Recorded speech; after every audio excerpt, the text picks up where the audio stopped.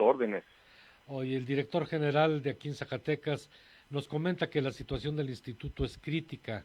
Habla de un pasivo actuarial superior a 60 millones y un déficit actuarial de 40 millones. En términos comunes, ¿a qué se refiere todo esto?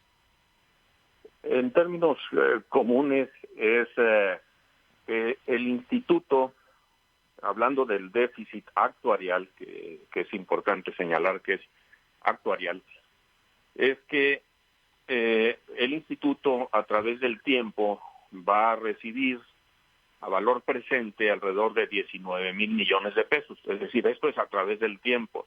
En aproximadamente 60 años va a recibir 19,000 millones de pesos y va a gastar, por concepto de pensiones, aproximadamente 63,000 millones de pesos. Eso quiere decir que en el largo plazo va a haber una diferencia entre ingresos y egresos a valor presente de 44,000 millones de pesos. Vale la pena aclarar esto, licenciado, si me lo permite. Sí, claro. Porque esto es en 80 años. Realmente en flujo, en lo que sucede este año, por ejemplo, el instituto va a gastar una cantidad por pensiones y a recibir otra por aportaciones, y esa diferencia es de 350 millones aproximadamente. Es decir, el déficit de flujo, el déficit de este año, va a ser de aproximadamente 350 millones de pesos. ¿Por qué? Porque simplemente las cuotas y las aportaciones no alcanzan a pagar la nómina de pensionados. ¿Qué futuro le espera entonces al ISTESAC con este escenario? Mire, es el futuro que le espera a todos los sistemas de pensiones del mundo. No es exclusivo del ISTESAC. El futuro que les espera es que, dado que estamos jubilando, sobre todo hasta antes del 2015 que se hizo la reforma, que por cierto es muy buena reforma, la que hizo el ISTESAC en esa fecha, hasta antes del 2015 solo se requerían 30 años de servicio para adquirir una pensión por jubilación. Eso implicaba que los trabajadores se podían jubilar, digamos, a los 40 y tantos años de edad, o 50 años aproximadamente. Eso también nos hace ver que queremos aportarle a un sistema de pensiones durante 30 años y luego recibir una pensión prácticamente con el sueldo completo de cotización durante otros 30 o 30 y tantos años. Eso hace inviable, no se necesita ser actuarios o economistas para saber que ese sistema no funciona. Tendríamos que estar aportando, según el estudio actuarial, aproximadamente el 76% de los salarios de los trabajadores para que el ISTESAC sea viable. Y bueno, pues obviamente o evidentemente no, ni los trabajadores ni el gobierno puede aportar el 76% de la nómina. Lo que le espera al instituto es, si consideramos la reserva completa del instituto, que son aproximadamente 2,500 millones, cerrando números, 2,500 millones de pesos. Si empezamos a tomar esos 350 millones, que luego serán un poquito más y luego un poquito más, ese dinero no se alcanzaría solo para el 2025. Pero aquí, licenciado, vale la pena hacer otra aclaración. Esos 2,500 millones de pesos no están disponibles, porque hay que recordar que la mayor parte de esos 2,500 millones está en bienes inmuebles, otra parte está en préstamos, etcétera. Entonces, no está disponible. Habría que empezar a deshacerse de esos bienes inmuebles si se pusieran de acuerdo trabajadores y patrones y el gobierno, a dejar de prestar, por ejemplo, para que esta reserva alcanzara hasta el 2025. si la reserva no está disponible, como es el caso, pues entonces el subsidio se requerirá a partir de este año. No sé si me puede explicar, licenciado. Sí, así es. Si no se toca esa reserva, es decir, si no la pueden vender, estamos hablando de, por decirlo de alguna manera, el cierre del ISTESAC aquí en Zacatecas. Pues no es el cierre desde mi punto de vista, licenciado, sino que el gobierno, dependiendo de sus capacidades financieras, tendrá que financiar esa parte de 350 millones de pesos este año. Obviamente lo tendrá que distraer de temas como salud, seguridad, infraestructura, lo que sea, para pagar pensiones. Y esto es este año. El año siguiente serán 400 y pico millones de pesos, y el que sigue 500, etcétera. Entonces, hasta que llegue un momento, porque va a llegar, en que el Estado no pueda hacer ese subsidio, y lo que tiene que pasar, o lo que está pasando en diferentes estados, municipios, universidades, etcétera, es que ya no se puede pensionar la gente. Y se oye muy feo, pero desgraciadamente hay que decirlo. Hay casos como el de Baja California, hay algunos otros casos en donde pues prácticamente, eso, hasta a mí me duele decirlo, pero se tiene que morir un jubilado para que pueda ingresar otro. Es decir, el trabajador puede tener derecho a recibir una pensión, pero si no hay dinero, como dicen los abogados, contra la insolvencia se estrella el derecho, ¿verdad? Sí. Entonces, eso es lo que hay que cuidar. Algo que no quisiera que se me pasara, licenciado, también si me permite, es que en el caso de Zacatecas, solo Michoacán y Zacatecas, de todos los estados, tienen doble pensión los trabajadores. Por un lado, tienen la pensión que les otorga el ISTESAC, bajo estas características que comentábamos, de que se puede jubilar la gente muy joven. Ya a partir de 2015 hay unas tablas de edades que se va requiriendo edad además de la antigüedad. Pero, digamos, el ISTESAC otorga estas prestaciones, estas jubilaciones, pensiones, y además los trabajadores están afiliados al Seguro Social. Esto quiere decir que el trabajador puede recibir una doble pensión. Entonces, este es un caso también extraordinario. Solo, insisto, Michoacán y Zacatecas tienen esta condición. Y vale la pena señalar que ahí sí no se lo puedo asegurar, pero según la información que tenemos, la aportación o los salarios base de cotización al IMSS son en promedio un 29% mayor a los que se le aporta al ISTESAC. Difícil situación. Francisco Aguirre, actuario del ISTESAC, te recuerdo desde hace muchos años recomendando una serie de reformas al ISTESAC en Zacatecas. ¿Te han hecho caso o por qué llegamos a esta situación?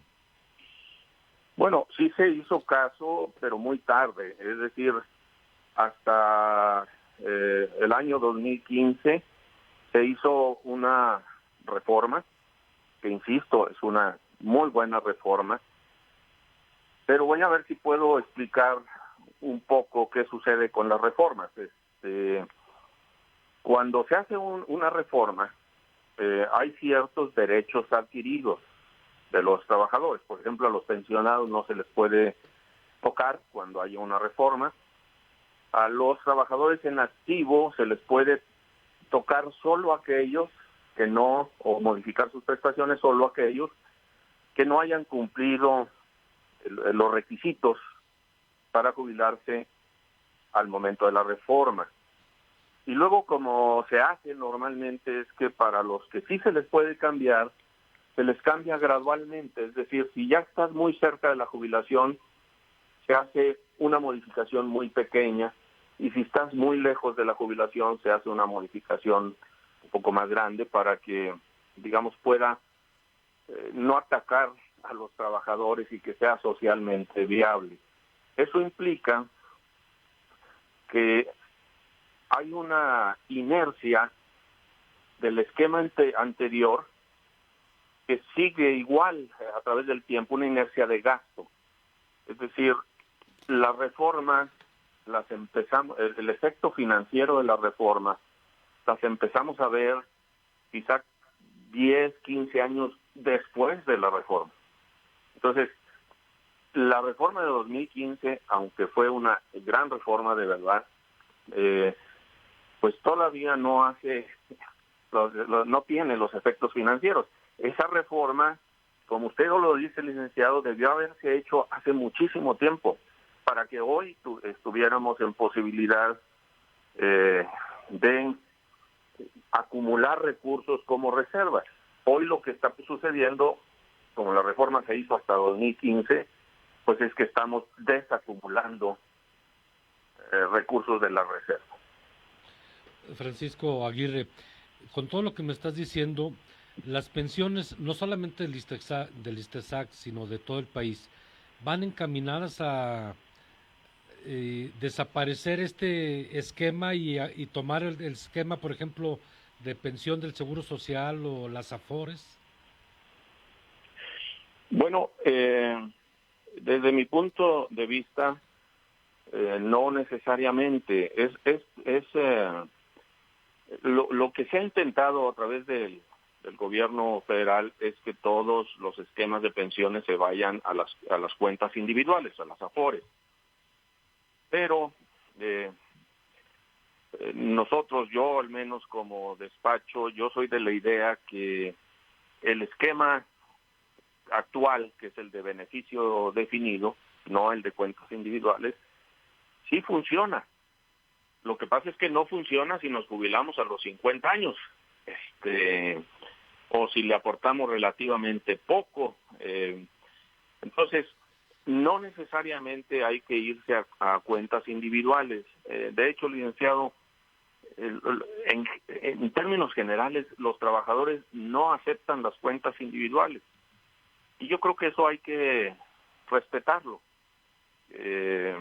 Yo en lo personal pienso que moviendo los parámetros, edades de jubilación, antigüedades, por ejemplo, no pagar esa doble pensión, sino hacerla complementaria, es decir, no hacerla no adicional, sino complementaria, me parece que se puede armar un buen sistema. No es que yo esté proponiendo que se haga eso, quiero aclarar. Sí, claro. Simplemente es, como usted me preguntaba, una de las formas de mejorar la situación del ISSSTECSAC y finalmente de mejorar o de obtener una pensión, porque todos los temas, como usted y yo lo platicamos hace mucho tiempo, el político, el social, el actuarial, el económico, no sé si dije el jurídico, todos son medios para lograr un fin eminentemente humano, que es que el trabajador tenga una pensión. Ahorita lo que está en juego, desgraciadamente, es la pensión de los trabajadores. Y por lo tanto, trabajadores y patrones deben ser aliados para buscar la mejor solución, de manera que esa solución satisfaga a ambas partes. Finalmente, ¿por qué el caso Guanajuato ha sido ejemplar y por qué no seguimos lo que está pasando en Guanajuato? Mira, el caso Guanajuato tiene algunas particularidades. Siempre hay que poner en contexto las cosas. En el caso de Guanajuato, primero se hizo una reforma en el año 2000, y a partir de ahí se han hecho 4 reformas más. Es decir, ya lleva 5 reformas el estado de Guanajuato. Número 2, el tope del salario de pensión es 10 salarios mínimos. Eso hace que la gente de mayores salarios no se jubile, porque si se jubila, entonces va a recibir una pensión. Vamos a suponer una persona que tenga 20 salarios o 15 salarios mínimos de sueldo, pues pasaría de 15 a 10 y eso hace que la gente no se jubile. Ese es el número 2. Pues el primero, 5 reformas. El segundo tiene un tope muy bajo en la pensión. Y el tercero es un estado sumamente rico y le aporta el trabajador, si mal no recuerdo, el 16.5%, y el patrón el 25 y pico por ciento. Es decir, estamos hablando de una aportación del 41% de los sueldos de los trabajadores. Entonces, bueno, pues por eso es viable, ¿no? En el caso de Zacatecas es radicalmente diferente. ¿Tienen futuro las pensiones en México? Tienen futuro, licenciado, ya es otro tema, pero yo y mi despacho hemos estado proponiendo desde hace ya usted lo sabe, yo creo, desde hace ya casi 10 años, ahora parece que va aterrizando un poco. Nosotros creemos en que debe elaborarse una ley marco, una ley general que establezca pisos y techos para todos los sistemas, pisos y techos en las prestaciones y en las aportaciones, para todos los sistemas que manejen recursos públicos. Porque si no, lo que está sucediendo a nivel de todos los estados, nosotros como despacho llevamos 238 reformas, incluyendo la del ISSSTE y algunas otras. Lo que está sucediendo es que cada negociación en cada estado, municipio, universidad, etcétera, pues es realmente un parto doloroso, con costos políticos, costos financieros, y además no hay un rumbo, digamos, siguen siendo o son cada vez más heterogéneos los sistemas de pensiones. Es decir, no hay algo que los vaya homogeneizando. No sé si me expliqué. Entonces yo pienso que sí hay solución. También pienso a través de una ley marco. También pienso que igual que en Zacatecas nos va a quedar una joroba de gasto, es decir, la inercia de los esquemas anteriores, según nuestras estimaciones, van a llegar al 2036 a hacer la cresta de esa joroba y luego va a empezar a bajar. Es decir, nos quedan todavía 16 años de aumento en el presupuesto destinado a pensiones, aclarando, ya este es otro tema, licenciado, pero aclarando que ya hoy se gasta cerca del 20% del presupuesto de egresos de la Federación, es el tema más grande en México, 20% en pensiones. Entonces, por eso decía, no es un caso exclusivo de ISTESAC, es un tema de pensiones a nivel nacional, ¿verdad? Pues, mundial. Pues tenemos que platicar muchas cosas sobre esto de las pensiones porque la incertidumbre también está prevaleciendo en el país. Hay desconfianza ya, ¿verdad?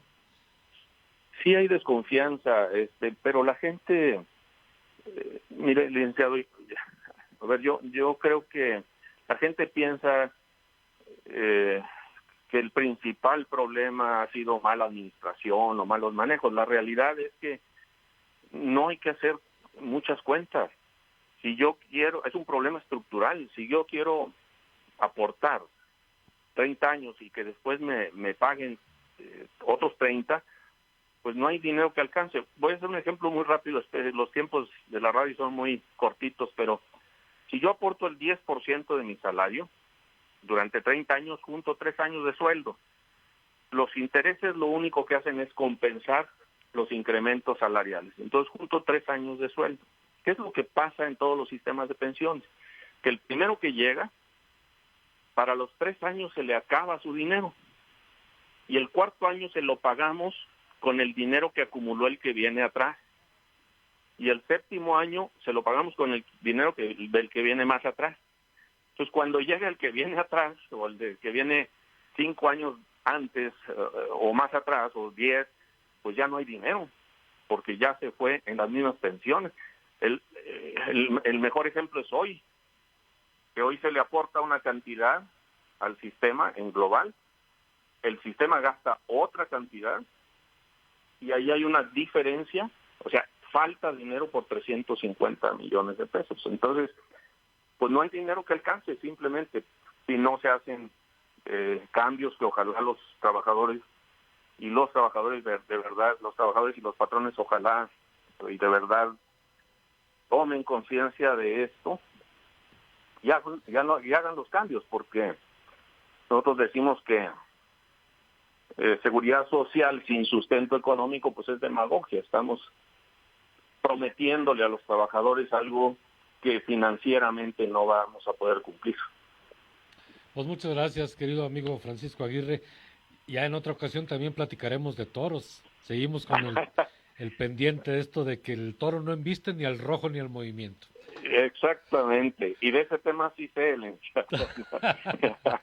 te creas. No, de los dos. Le agradezco muchísimo la entrevista, siempre muy amable y me da mucho gusto escucharlo.